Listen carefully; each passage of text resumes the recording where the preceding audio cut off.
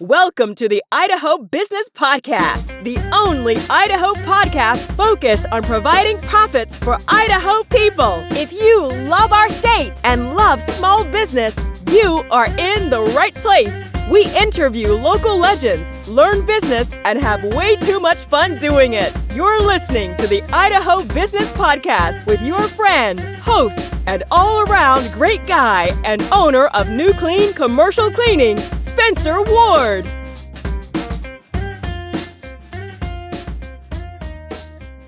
All right, everyone. Welcome back to another episode of the Idaho Business Podcast. I'm here with Cassey Leatham. I shouldn't massacre your first name because you and I know each other for a while. So it's a little bit since I've had a guest on the podcast. I've been rolling solo for a little bit. So I appreciate you coming on the show, Cassey. Yeah, thanks for having me. Yeah. Well, let's introduce you a little bit first. You are the SEG Relationship Manager at Mountain America Credit Union. Yes. Currently. You've been there for over 9 years. Mm-hmm. But Cassey and I, we've known each other well before that. You know, we were at ISU together. We were classmates together. Cassey, I was actually, my kids were helping me clean out an old closet, and I came upon our old advertising portfolio. Portfolio, yeah. And some of the stuff you and I worked on together was hilarious, and it just made me laugh. So, so Cassey and I were classmates at ISU. We were in advertising and some PR classes together. And since then, you know, we've taken different paths for sure. She's probably taken the smarter path, but I don't know about that. But she was smarter in school. That's what I do know for sure. So, but yeah, so she was.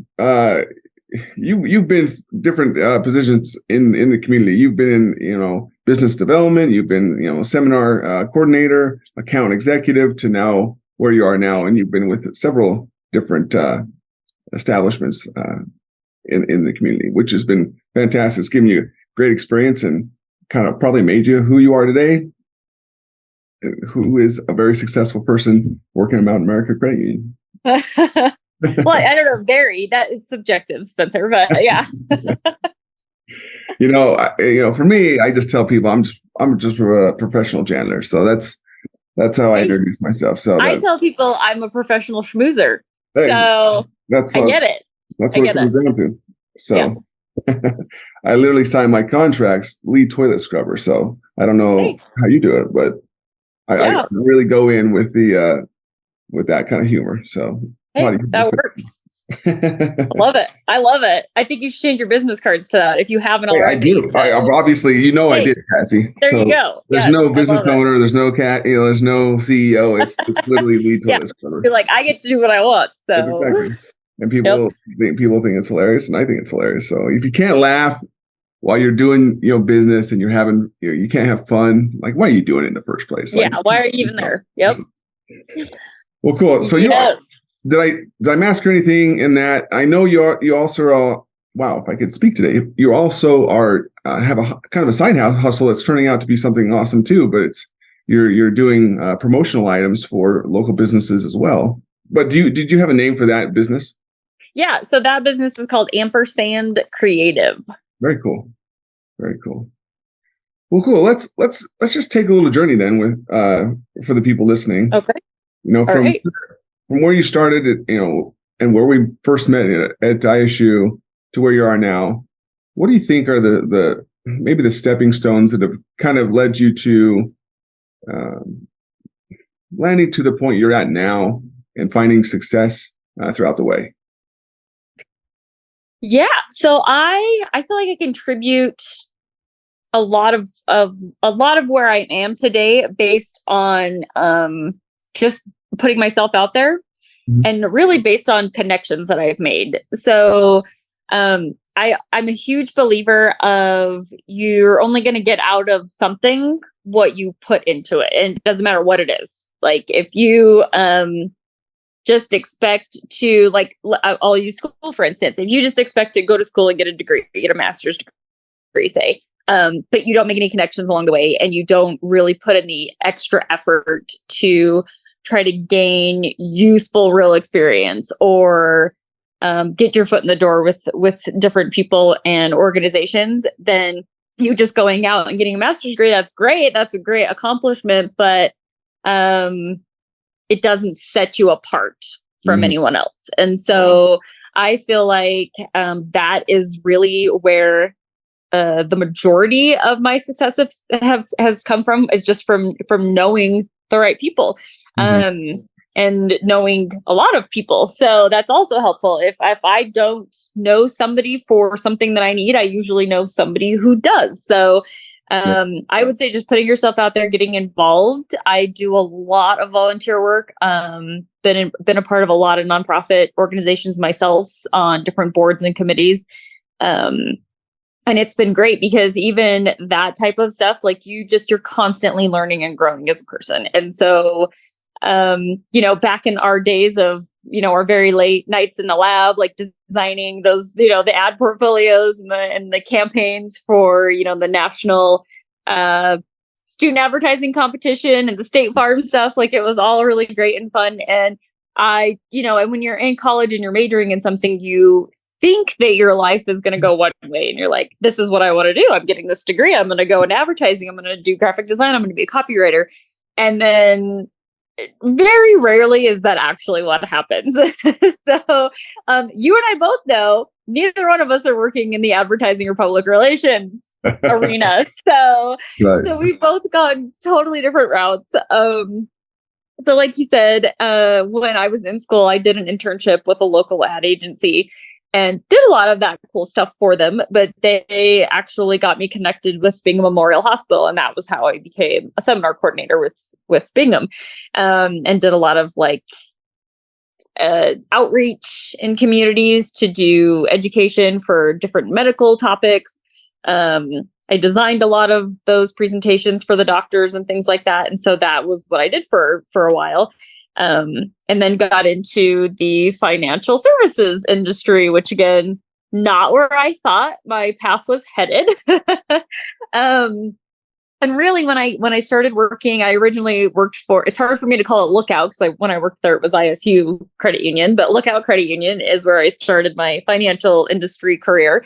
And they were awesome. And I worked with a lot of wonderful people, and a lot of those people are still there today. And they really, really instilled even more than I already knew, the value of getting involved with your community. So it was a really great stepping stone. My boss at the time was Rick Cheatham. I think lots of people know Rick. He was a city councilman. Now he's a legislator. But he really helped me. He was just like, "Hey, do you go to the chamber lunches?" And I was like, "No, that's for like grown-ups." Like at the time, I didn't feel grown up. I had been out of college that long. And so it was like, no. He's like, "Yeah, you should probably start going to those." And just that one comment where I was like, "Okay, yeah, sure. You're my boss. I'll do whatever you want. I'll start going to chamber lunches. That's cool." I started meeting just a ton of people and getting involved with more things. And from that kind of grew a love and a passion for being involved with a lot of different community organizations. So that was fantastic. I actually do the exact same job for Mountain America that I did for Lookout Credit Union, just on a much larger scale. And so I cover Idaho, Nevada, and Montana, and I go down to Logan as part of my territory. But basically just, I work with a lot of different businesses and organizations to help provide their employees with another choice in their financial institution, but also we do a lot of financial education. So making sure that they understand that they have places to go and resources when they're in over their head or they're frustrated or overwhelmed with finances, because that's a huge, huge issue.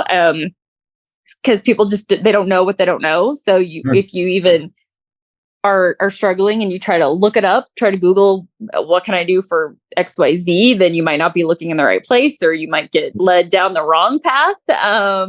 And so that's a huge part of my job, is kind of just making sure we're steering people in the right direction. I like that. No, I like that there's other avenues too that you guys are providing as an organization to these businesses and their employees, because there's a lot of people, I believe that they don't teach us from the beginning of starting as children up to college enough about financial education. Yeah, I agree. And I think that's a huge downfall for our educational system, is helping us to be a little more well versed in that category. So that's awesome. You guys are doing that. One thing that you, well, not one thing, you kind of, it was your continuous theme, but you talked about, the key to your success was being able to get out there and meet other people and knowing people.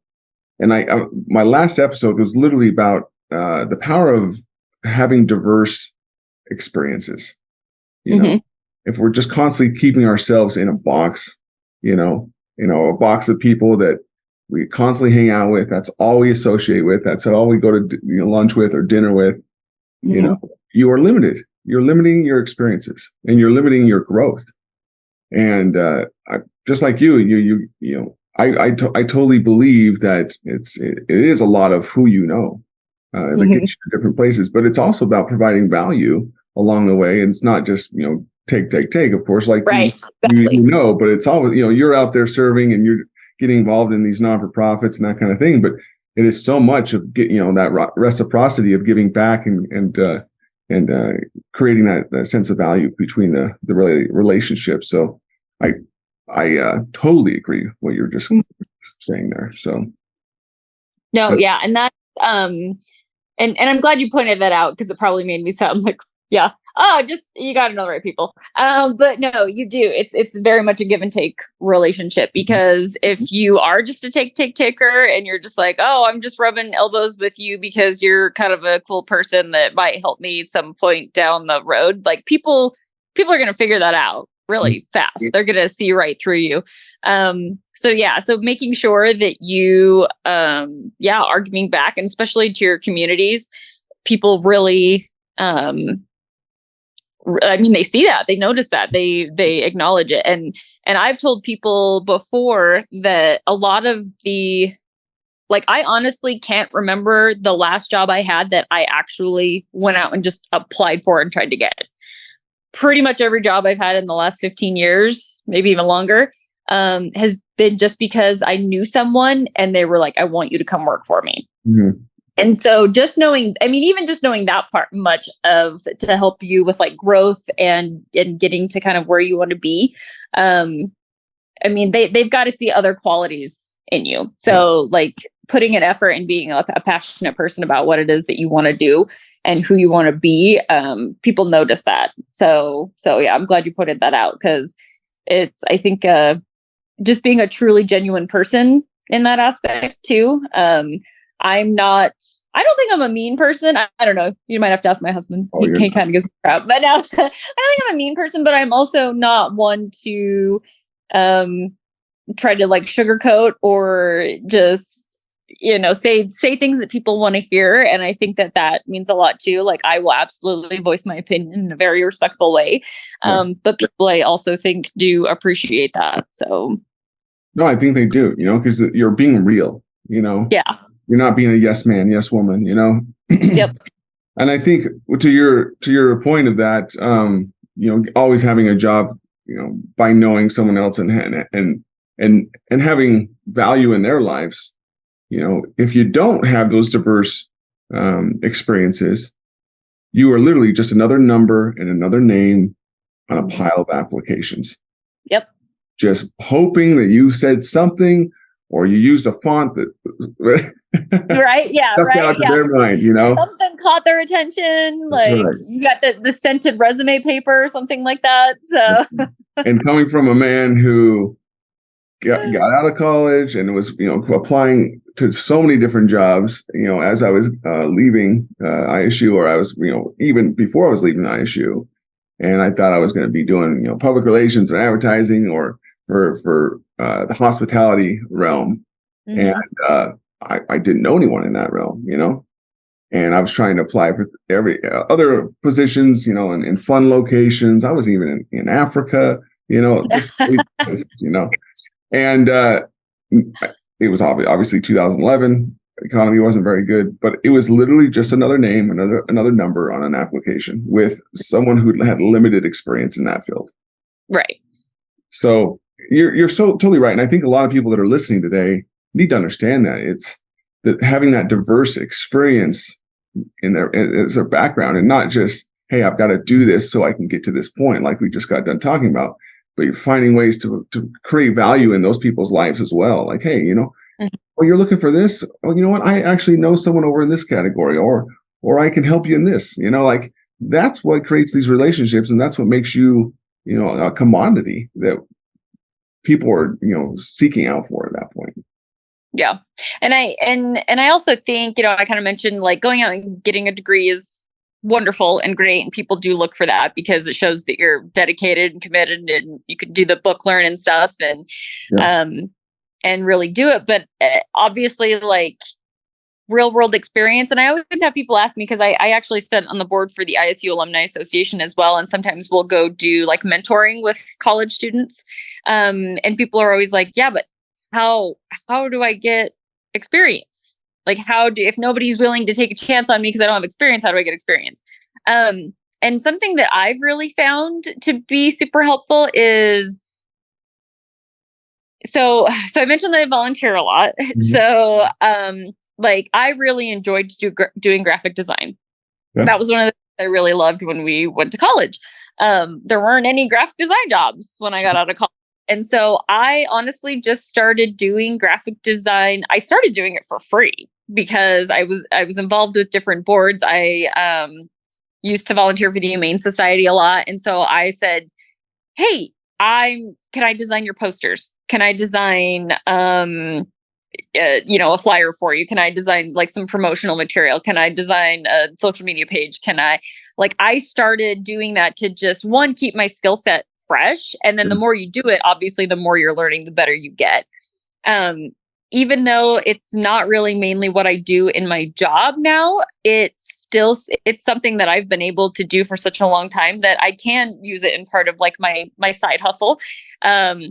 It's really, really helped me grow that. And then it's been valuable just in my normal job, because I'm like, hey, well, I can always just throw something together really fast if we need something in a pinch, or I can help design things if like marketing is backed up, and just having like extra skill sets. And I never would have thought of myself as like a lifelong learner, but I am. I'll get interested in a subject and I become kind of obsessive about it. And then I've gone down the rabbit hole, and 2 days later, I'm still reading about some totally random thing. Like you could legit ask me a lot about credit union history, Spencer, and it would bore the crap out of you. But I have done immense amounts of research on the history of credit unions and why like we exist and how we exist. And I've given presentations on it stuff just because I get like I said, a little obsessive about like different topics that I want to learn about. But I mean, that's what makes you just, when you can come to the table and say like, hey, yeah, this is what I've been doing, but I can also do XYZ, and I'm really good at this, and I know that, and I'm kind of like the jack of all trades is really something that people are looking for, I think. So no, I agree. And it just like you said, it's just another way to add value to the organization you serve and the people you're volunteering with, and just letting them know, hey, I got you. That says a lot. And like you said, when you're talking to anyone that's graduating now and looking for jobs, like or hopefully far from graduating, they're listening to this.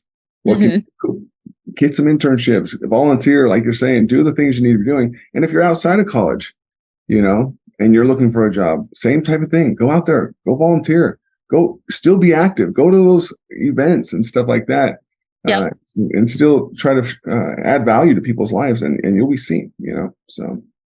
Yep. Agree. 100%. I love it. Well, let's round this thing up a little bit, because I know we're getting to the close of this episode. We don't want to get too long, because I think people get bored of listening to my voice, not yours. So no, probably I can carry on for a while, Spencer. So yeah, you need to just like pull out the shepherd's hook anytime and like pull me off. So we are good. We are good.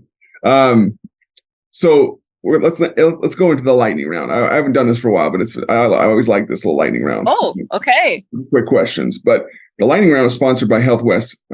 These guys are a fantastic organization serving communities all throughout Idaho, and now I think they're even outside of Idaho. They're kind of expanding, so they're doing fantastic things for other communities as well. But give them a Google, find where they're closest to you, and see what they can do for you and your family. Cassey, what is one of the best books? Or you could talk about a software or tool that you've used that's been kind of your game changer. Oh, that's a hard question because honestly, if I'm going to sit down and read a book, I know I talked about like constantly learning and developing, but I really like psychological thrillers. So that's a really tough question for me. Or like crime junkie podcasts and things like that. I did just download and I haven't gotten started on it yet because I just got my subscription, but the Masterclass. Okay. I've heard of that. Yeah. So there is just insane amount of really cool topics and I'm really excited. So like I saw an ad for it on something else. I think it might have actually been a crime junkie episode because the Mindhunter guy has his own class on there and I got really excited. But and so the masterclass thing looks really cool. There's lots of different leadership and development topics. There's classes on there that like will teach you how to sing or like how to cook or like just lots of different things. And I'm all about doing like things from a growth perspective that I can do in like small chunks because we're all freaking busy, kids and life and I'm just everything. And so I love when I can just like hop in the car and listen to something for 20 minutes and like TED Talks and things like that. So I can't pinpoint just one thing, but that's the new thing that I'm really excited about trying. Otherwise, it's just like me sitting on Google, going down a rabbit hole for hours at a time. So That's funny. No, I'm the same way. I've had a podcast about this too, but I went too deep, I think, for a while with just professional stuff. Only professional podcasts, only professional books. I'm like, okay, my brain was like frying. I'm like, okay, this is too much. So since then, I think since end of February, I got onto some political thrillers. Oh, yeah. Okay. And I have since from end of February till now, I've been through about, I think 22 books, and it's just like nice. Most of them is you using Audible, but it's exactly. You're in the car and you're listening to it. Yep. Or on the treadmill. It still counts as reading, Spencer. That's right. I hope so. But it's good. It's just I think it's good to give yourself a break and get that release, and then come back to those professional books and stuff to get your mind a reset. So and then feed them in. Like that's what I'm doing now. I'm feeding them back in, but still listening to some entertainment on the side too. So it's been good. Exactly. Awesome. I love it. I actually saw one of those master classes for Aaron Franklin, Franklin Barbecue, and that really interested me because I'm like, guys like the Michael Jordan of barbecue. So see, there you go. I know they all have topics for everything. It's awesome. I love it. No. They know how to market to me. They're like, that guy obviously has got to like his brisket, so let's give him this one in front of his face. So exactly. Yep. Okay, what's the biggest myth business owners need to know the truth about biggest myth? Is that what you said? So again, or even business professionals. Okay, I was gonna say I'm fairly new to owning my own business. It's only been just over a year. Business professionals, though, I think. Gosh, I'm trying to think of like an actual myth. I might just be making stuff up right now. And I think we kind of touched on it, but I think there's probably a lot of business professionals or people that don't go outside that box, or maybe only mix and mingle with people within their own industries. Sure. I've seen that before. And it kind of depends, especially like when I worked at a hospital a while ago, and before that I actually worked at Premier Technology. So, at a hospital, you work with a lot of doctors. Premier Technology, you work with a lot of engineers. They're very similar types of personalities where they really don't engage a lot. And I shouldn't say all of them are this way because it's not the truth, but a lot of them are this way where they kind of the engineers hang out with engineers and doctors kind of tend to hang out with other doctors. And so I think, just like I said, just really having a good mix of people in your life is really what helps you be more successful. Yep. Getting out there and outreach. They can't have the field of dreams syndrome where they think that if they build it, that everyone will come. Yes. Yeah. Exactly. Like I said, you've got to put into it what you want out of it. Yep. I love it. Good. Okay. Last question. What is one question I should have asked you that I didn't? What would be your answer? What? You Why can, didn't you send? I didn't, You should have. I didn't ask enough probably about your new business. Well, okay. I mean, which like I said, was leaving that up to you whether or not you want to talk about it. So I guess I'll say, yeah, we'll talk about that. My new business, Ampersand Creative. So let me just put this out there, mad respect for entrepreneurs, for people who start their own business, because I'm the type of person who very much values stability and security. And so, like, working for the man, so to speak, like, I've got, my benefits are taken care of and my 401k is taken care of. And I know what my paycheck's going to be every 2 weeks. And I very, very, very much value that. And so, like, Spencer, like, people that like legit go out and they start their own businesses and they have employees they got to be responsible for and that type of thing. Like, I feel like that takes a great deal of bravery and just like, you've really got to put yourself out there. And so throughout the years, I've thought about starting a business, and I really did mind the Safeway, obviously, because I still have my stability on the one side. And then this is kind of just let's try it out. Because I mean, yeah, that absolutely terrifies me. Like, what if nobody likes my stuff and nobody buys for me? Like, I don't have a paycheck and I don't have a house, and then I'm living in the street, And so it's terrifying to me. But this was one. So, like, the whole laser thing. Like I said, a lot of people have seen stuff for Glowforge, and I had seen ads for Glowforge, and they're expensive. It's not a cheap hobby to get into. And actually, your friend Shad. Yep. So first, because they're my neighbor, they brought me a Christmas gift, and it was a custom made ornament. And I was like, oh my God, this is so cute. Where did you get this? And they were like, oh, we have a laser. We just made it. Of course. Laser. Like, you have a laser? Like, the laser beams in the basement? Yeah. What?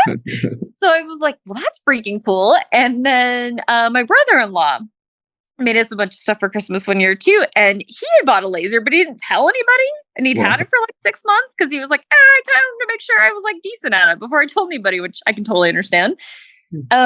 So I was like, what the crap? So I started looking up lasers. And of course I, start with Glowforge, and then I get down a rabbit hole. And 2 days later, I've researched, every laser there is known to man out there.